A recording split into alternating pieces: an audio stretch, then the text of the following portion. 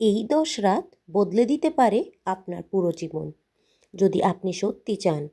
আসসালামু আলাইকুম ওয়া রাহমাতুল্লাহ।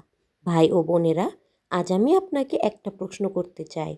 আপনার জীবন কি ঠিক সেই জায়গায় আছে যেখানে আপনি একদিন থাকতে চেয়েছিলেন? অনেকেই বলবেন, না, আমি আরও ভালো হতে চেয়েছিলাম। আমি বদলাতে চেয়েছিলাম। আমি আল্লাহর কাছে যেতে চেয়েছিলাম। আর ঠিক এখানেই আসে রমজানের শেষ ১০ রাত।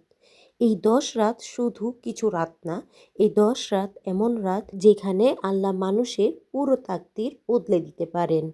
আজকের কথা শেষ পর্যন্ত শুনুন, হয়তো এই কথাই আপনার জীবনের মোড় ঘুরিয়ে দেবে।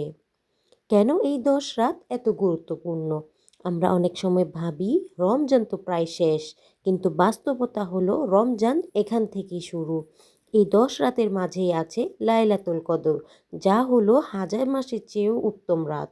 ভাবুন, আপনি এক রাত আল্লাহর দিকে ফিরলেন আর তার সোয়াব পেলেন ৮৩ বছরের বেশি ইবাদতের সমান। এটা কি সামান্য? লাইলাতুল কদর ভাগ্য বদলের রাত। এই রাতকে বলা হয় তাকদীর নির্ধারণের রাত। এই রাতে আগামী বছরের রিজিক লেখা হয়, জীবনের পথ নির্ধারিত হয়, গুনাহ মাফ হয়, দোয়া কবুল হয়। আপনি যদি বলেন আমার জীবন বদলাচ্ছে না, তাহলে প্রশ্ন, আপনি কি এই রাতগুলো আল্লাহর দরজায় দাঁড়িয়েছিলেন? বড় ভুল হলো আমি তো অনেক গুনাহ করেছি। অনেকে ভাবেন আমার জন্য আর কিছু করার বাকি নেই। কিন্তু শুনুন, আল্লাহ বলেন না তোমার গুনাহ কত বড়। আল্লাহ দেখেন তোমার ফিরে আসার ইচ্ছা কতটা সত্য।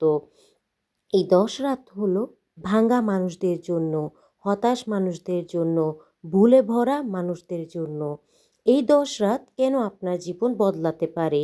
কারণ এই রাতগুলোতে মন নরম হয়, অহংকার ভাঙে, চোখে পানি আসে, হৃদয় সত্য কথা শুনতে চায়। সারা বছর আমরা ব্যস্ত থাকি, কিন্তু এই ১০ রাতে আল্লাহ আমাদের থামতে বলেন। থামুন, ভাবুন, ফিরুন। কিভাবে এই ১০ রাত কাজে লাগাবেন? প্রথমত, ইবাদত সহজ করুন। সব করতে হবে না। একটু এক্সট্রা ২ রাকাত নামাজ পড়ুন, একটু কোরআন এক্সট্রা পড়ুন, একটু দোয়া করুন। নিয়মিত হলেই যথেষ্ট। দ্বিতীয়ত, নিজের জন্য দোয়া করুন। অনেকে শুধু অন্যদের জন্য দোয়া করে, আজ নিজের জন্য বলুন, হে আল্লাহ, আমাকে বদলে দাও, আমার অন্তর ঠিক করে দাও। তৃতীয়ত, গুনাহ ছাড়ার সিদ্ধান্ত নিন। একটা গুনাহ বেছে নিন, একটাই।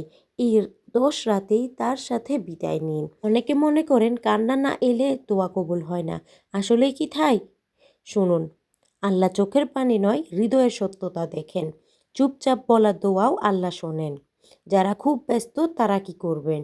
সবাই লম্বা নামাজ পড়তে পারে না, সবাই মসজিদে থাকতে পারে না, কিন্তু ৫ মিনিটের দোয়া, চলতে চলতে জিকির, ঘুমের আগে তাওবা, এগুলোর দরজা বন্ধ না।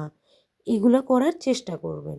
এই ১০ রাতের সবচেয়ে বড় দোয়া হলো, নবীজি আমাদের যে দোয়া শিখিয়েছিলেন, সেটি হলো আল্লাহুম্মা ইন্নাকা আফুউন তুহিব্বুল আফওয়া ফা'ফু আন্নি। যার অর্থ, হে আল্লাহ, তুমি ক্ষমাশীল, ক্ষমা করতে ভালোবাসো, আমাকে ক্ষমা করে দাও। আপনারা যদি আরবিটা বলতে না পারেন, অন্তত বাংলাটি বলুন। এই দোয়া শুধু মুখে না, মন দিয়ে বলুন।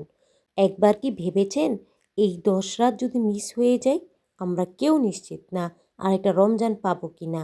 এই ১০ রাত মানে শেষ সুযোগও হতে পারে। ভয় দেখানোর জন্য না বলছি, সচেতন করার জন্য বলছি। রমজানের পর জীবন কেমন হবে? এই ১০ রাত যদি সত্যি কাজে লাগে, তাহলে নামাজ সহজ হবে, গুনাহ ভারী লাগবে, দোয়া আপন হবে। রমজান শেষ হবে, কিন্তু আল্লাহর সাথে সম্পর্ক ঠিকই থাকবে। ভাই ও বোনেরা, এই চ্যানেল তাদের জন্য যারা হাল ছাড়েনি, যারা বিশ্বাস করে আল্লাহ এখনও দরজা খোলা রেখেছেন। আপনি যদি চান আপনার জীবন বদলাক, আপনার অন্তর ঠিক হোক, আপনার রমজান বৃথা না যাক, তাহলে এই চ্যানেলটি সাবস্ক্রাইব করে রাখুন। এটা কোনো সংখ্যা বাড়াবার জন্য না, এটা একসাথে আল্লাহর পথে চলার জন্য। এই কথাগুলো শেয়ার করুন, হয়তো কারো শেষ ১০ রাত বাঁচবে। হে আল্লাহ, এই ১০ রাতকে আমাদের জীবনের মোড় ঘোরানোর কারণ বানাও। আমাদের অতীত ঢেকে দাও, ভবিষ্যৎ সুন্দর করো, বর্তমানকে তোমার পথে চালাও। আমিন।